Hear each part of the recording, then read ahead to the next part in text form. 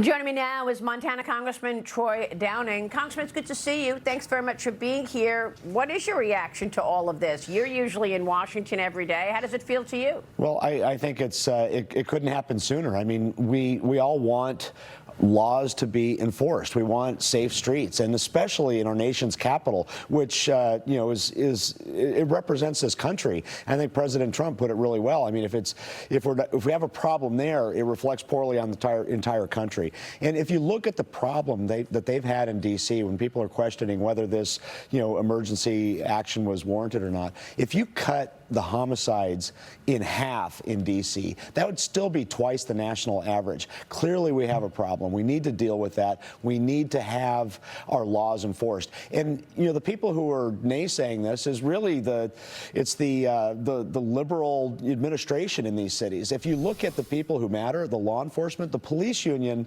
in D.C. is supporting what the president is doing, which tells you that they acknowledge there's a problem. They are welcoming this support, and I think we need to take our streets back, especially in our nation's capital. So I applaud the president for taking bold action. Hopefully, this is a harbinger of what we see in these liberally run cities across the country that have crime problems and have a problem with us just not enforcing our laws. I mean, it's a really simple thing. Enforce the laws. Make our streets safe again. So you think that's why crime has gotten so bad in Washington, because there's no enforcement of the laws? I think that's exactly the problem. Yeah. They haven't been enforcing it. We've got this lackadaisical thought on actually dealing with these problems. And you see it across the country, and especially in cities that have liberal administrations. They're just not enforcing the law. Homeless problems, crime problems, drug problems, and we need to send in the troops, which is exactly what we're doing.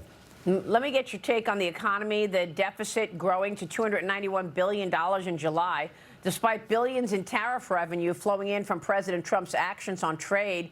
$28 billion collected in the month of July, according to the Treasury. But the deficit grew as well, $47 billion in the same time frame. Congressman, you say you've seen the benefits of the president's economic policies in that one big, beautiful bill. Tell us what you're expecting for the rest of the year. Well, what I'm expecting, what drives an economy is access to capital, and the best capital to access is your own. And these tax cuts are going to start putting money into the pockets of individuals, companies, small businesses, and that's going to be a leading indicator. You're going to start to see that gain momentum. But one thing I want to talk about is this deficit number. A lot of that is just dealing with debt service, and the really simple solution on that is bringing interest rates down. And I'm really hoping that this is that last that last indicator that has the Fed actually reduce interest rates so that we can get that back within control. And I think that they will now, seeing this number. But I'm not worried about this short-term thing, because I really believe that the policies that we did and that the president did in the one big beautiful bill is going to put money in people's pockets. It's cutting spending. It's going to start supercharging the economy. And once that happens, once people have that money and see the effects of that, start spending it, start building businesses, start putting that in their communities, I think you're going to see that go away. But it's really two things: supercharging the economy, which is going to happen, and getting that debt service down, which is a simple function of interest rate. Well, I'll tell you, we've seen a huge supercharging of the economy by investment, right? Corporate companies, corporations rather, are investing in America at President Trump's lead, and that certainly has put expectations higher in terms of investment and capital equipment spending. So what are you expecting on that front? There's been a whole new look at America as a place to invest from foreigners everywhere. I think it's really exciting. I mean, even I just saw something about Apple putting another $100 billion into their domestic production. The total of $600 billion that Apple is investing in America, yeah, which is outstanding. And we saw this. A lot of people criticize the president on his trade policy and the way he was doing this. But at the end of the day, it's encouraged companies to start investing domestically. And that's not just something to drive the economy. I think there's national security implications. There's job implications. There's so many implications of doing this.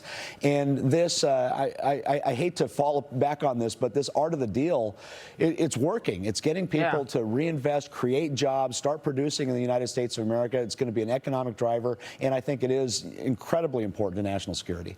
Meanwhile, the U.S. is set to hit record power use levels this year and next year.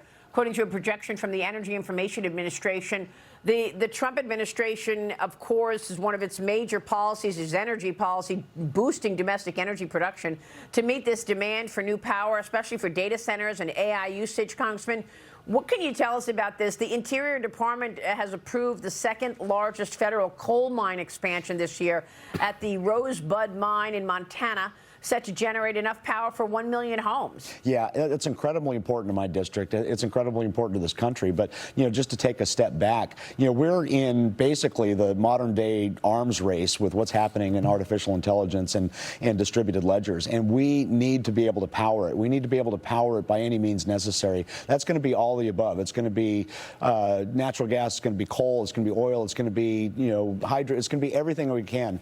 I think that Chris Wright is the right person for the job. I think the Secretary Burgum is the right person for the job, because we're going to be left in the dust by our adversaries if we can't power this brave new world. If we can't power what we need to do to be competitive in artificial intelligence, in distributed ledgers, in blockchain, in crypto, all of that stuff is going to require not just generation. And I know that Secretary Wright has been talking about everything from oil, gas, coal to modular nuclear.